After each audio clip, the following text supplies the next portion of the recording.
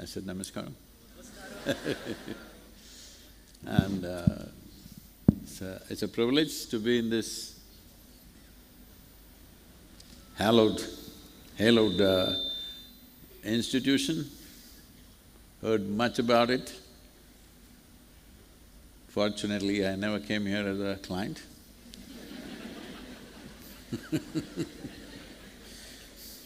No, you provide the best medical services, but fortunately I didn't need it. And it's a great privilege to be here. Namaskaram, Sadhguruji.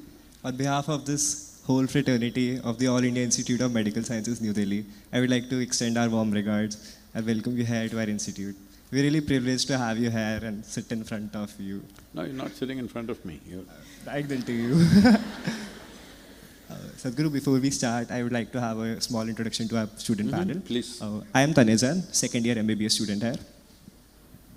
I am Vrinda Bhatia, second year MBBS student here. I am Dr. Mani Kapoor, a PhD scholar from the Department of Biochemistry. We are really blessed, Sadhguruji, to have you here. I am Kirti Teja, third year MBBS student here. We are excited to start our conversation. Over to Tane.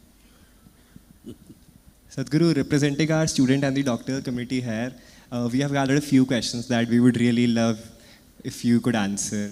So if with your permission, may we start? If I can answer, I will. Sadhguru, my first question with which I will start is about the program here, with the name of this program, which is The Miracle of the Mind. So Sadhguru, ever since our childhood, we have known that the mind is the most powerful tool in existence, that all the joy and the suffering is created by the mind. But as medical students, we have read that the brain is an anatomical organ and the mind is just something that is created out of the brain's activity, the patterns of the brain, the circuits and the various neurons, chemicals. So Sadhguru, what according to you is the mind that we are trying to control here? Is it something that we are or something that we have? If there is a question whether you have it or not, then… Not as compared, nothing, sir. No, you raise that issue whether you have it or not. See, the bane of human life here is lack of attention. More and more as generations go, particularly now, we are becoming more and more data-driven, not attention-driven. Life opens up only to the extent or how keen and how intense is your attention. That's how much life opens to you. Whether you're a doctor, engineer, chaprasi, it doesn't matter. You can do your job well or not well, isn't it? Whatever the nature of the job. Some people do it well, some people don't do it well. So, it's not all about how much knowledge you have, it's about how much attention you have. If you pay enough attention to your life… Can I tell you a little joke, medical joke? More than one joke you can tell. Okay. This happened in a medical school. A senior doctor was taking them through pathology and there was a dead body. And he said, if you guys want to become doctors, you must grow beyond disgust. You should have no disgust because you will see all kinds of things. People are beautiful outside, if you open them up, they're quite gory. Hello? All the beautiful ones, I'm saying. Pretty gory if you open up, so he said, you must be beyond disgust. And he took his middle finger, put it into the mouth of the cadaver that was there, and then put it in his mouth. Some girls were about to puke, things happened. Then he said, please do it. They said, no way. Then he said, you can't be doctors if you have such disgust. Then after much hesitation, one by one they put their fingers and put it in their mouth. After everybody did that, he said, see, I put my middle finger in the mouth and put my forefinger in my mouth. You guys So the problem is lack of attention. You're not paying enough attention. If you pay enough attention to your own life, because your business is with human life, the most intimate human life that you know is your own. Hello? However well you know me, you don't know me. You know this one, right? If you just look at it, see your parents, very stingy people, they gave you only one cell each.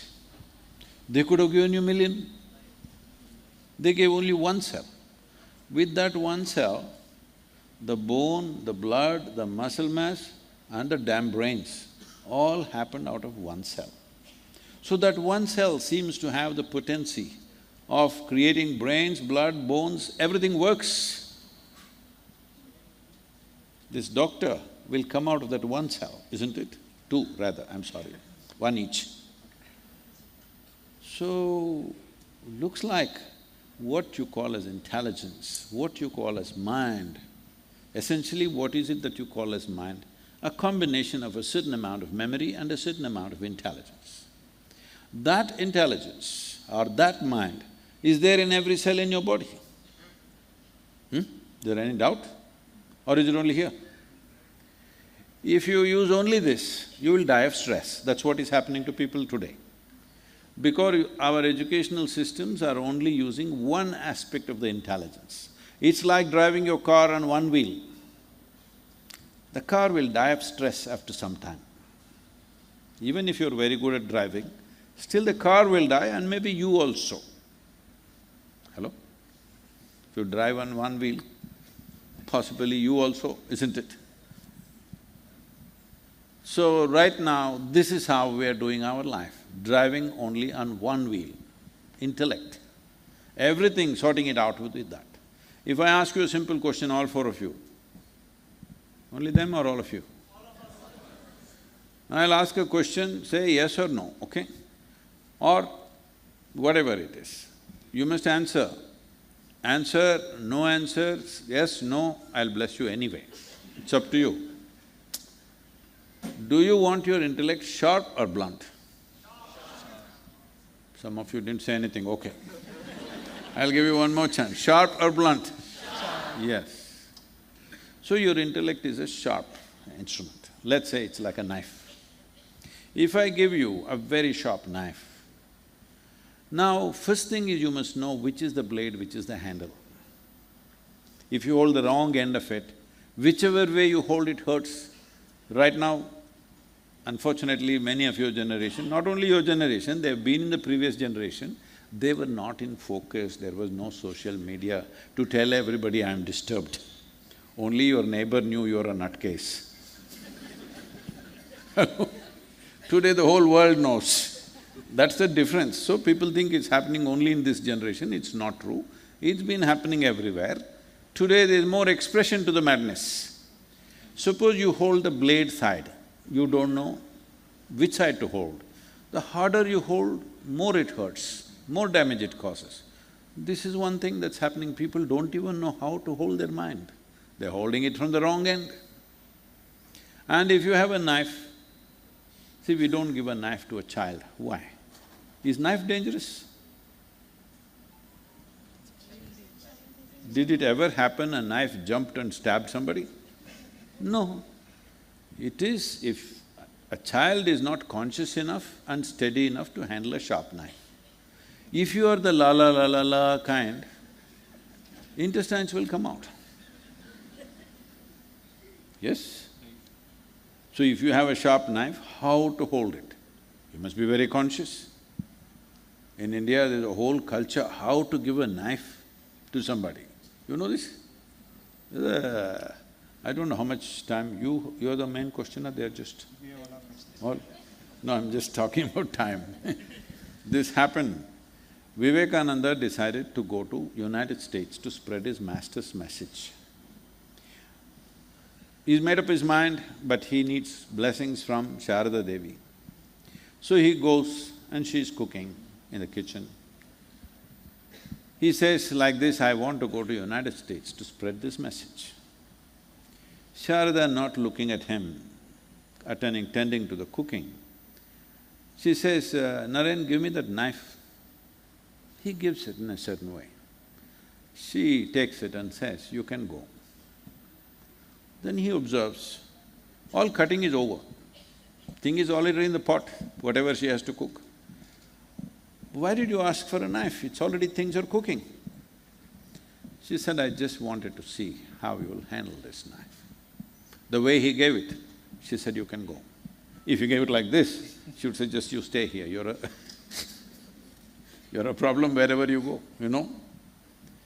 So, mind is like this. The sharper it is, the better it is, isn't it? But the sharper it is, the more conscious you need to become. If you're not conscious and you're carrying a very sharp instrument, you're a danger to yourself or to somebody else, bound to happen. So right now, this is the problem. You're using your mind to hurt yourself, if possible, the person next to you. Now that you have instruments of technology, you can hurt somebody in Timbuktu, all right? You can make a comment and hurt somebody who is living in Timbuktu. People that you have not seen, you can hurt them. So now instruments have enhanced, but human beings are still the same, unfortunately. The problem is just this, as a human being, you have the sharpest intellect among all the creatures, over 1 trillion species. You are the sharpest intellect. And that is not the only level of intelligence that you have. People ask me, Sadhguru, how is this? So many projects, so much nonsense, and you're playing around all the time, and how do you manage? I said, I think through the whole body. So I don't use my head at all. I just keep it to be decorated with a turban and wear a helmet when I'm riding. I use the entire body to think, because there is more intelligence here than in the brain. Tell me which has more memory, a cell in your body or your brain? Probably a brain. Huh? Probably the brain. Really? Your great-great-great-great-great-grandfather, 10 generations ago. Do you know him? Have you seen him? No. But his nose is sitting on your face. Yes or no? Your body remembers or no? Yes. Huh? 1,000,000 years ago, how your forefathers were. Even the skin tone remembers that, isn't it? Not forgotten? So tell me, where is more memory?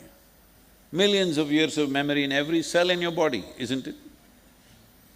And tell me, how many chemical reactions are happening? She is the PhD, we'll ask her. How many chemical reactions are happening in every cell in the body? If you look at it, it is immeasurable. There is no chemical factory on the planet which is doing that many chemical reactions per second.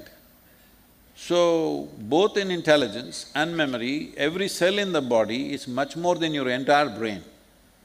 But because of European influence, you think what's happening in this bone box is too important.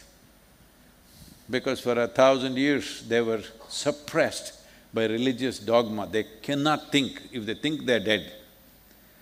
When they started thinking for themselves, they thought something fantastic happened. We had thought through all that thousands of years ago in this civilization, and we discarded human thought, saying this, the simple thing is this, your thought cannot be anything more than what you already know. It is only coming from the data that you already have. Without data, you cannot think, isn't it? I've been saying this forever, that, a machine can do things much better than you. Before AI and all this, I've been saying this. A machine can do much better than you if you allow it. Today it's coming, in the next 5 years, my phone can do 10 My phone can do 10 PhDs a day, it has got that much memory. Yes or no? Because data gathering, assimilating that, and then finding expression to that, a machine will do it much better than you. But a human being can do something else, which a machine cannot do. That is attention. A machine does not have attention. Attention is the key to opening up everything. If you don't have the needed attention, any amount of data, you will work like a machine. But you're all getting into this profession of being doctors. It's not just about… unfortunately, the program is called as medicine, is it? Huh? That's a very wrong thing. It's not about medicine, it's about health. And you're becoming doctors. And when people come to you, the only damn thing they have in their life is that they're alive. Rest is all nonsense. Hello? What do you think? When you're alive, so much nonsense, it's all important. But actually the real thing is, the only valuable thing that you have is you're alive. What the hell do you have otherwise? Rest is all imagination. No, I have 100 crore rupees. If I just pull your memory, one knock on your head, 100 crores will disappear. I don't have to rob it. Just one knock on your head, you'll forget. Hello? Anything will disappear, isn't it? Your family, your money, your wealth and nonsense will disappear one knock on the head. So, you have only life. That life, they're placing it in your hands. You must pay utmost attention, because that's the only damn thing they have. So, Sadhguru, you brought the topic of attention. So, I want to raise this doubt. In the recent time, I don't know if you are aware, but I know every one of us must be aware that there has been a global pandemic of mobile addiction, short attention span, decreasingly Why am I not short aware? Where do you think I came from? Yeah, true.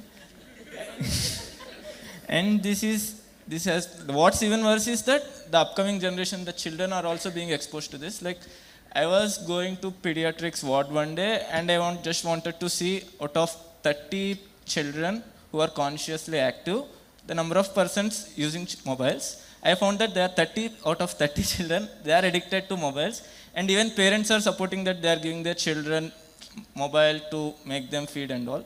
And among adults, I need not say, this is amongst one of the… this is more than any other addiction. I just went to the pediatric ward before coming here. Yeah. 6-year-olds were shooting me with their mobile phone.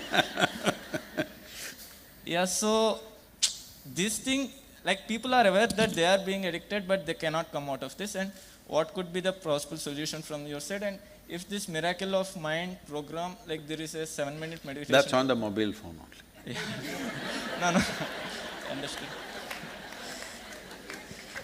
Like, how can people get into this meditation, and how can people focus their attention onto this meditation when, if the situation is like that, they can't even watch a 10-minute video?